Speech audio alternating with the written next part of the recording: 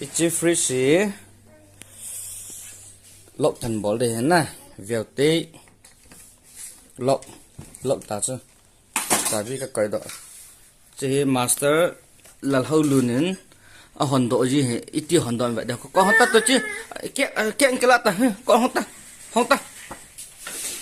bớt á ăn hongdoh đây được đây chỉ nó mua vào lộc cái bỏ rằng hết cái hongdoh rồi hả chị cùng ni bẹp hình lại sẽ trả cái gì ngã hoa đâm rồi car window à cọt hong akum lâu khốn glass à hong nghe cái khai lại thấy tôi là bạn nên car sung cái rút lụt thấy kỹ nên cái free song he tâm ta về hongdoh pha na record đừng à không lẽ ông lệ pha lại cái vẹt đừng à cái quậy bị he chỉ ground apple bên trong cái sim chai lâu à tươi hoa hin sợ lu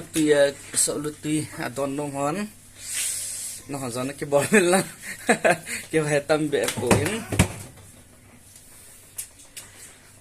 có khát tạt tê boy all in nó hà bò gì bảo all in slowly acha cái nó thì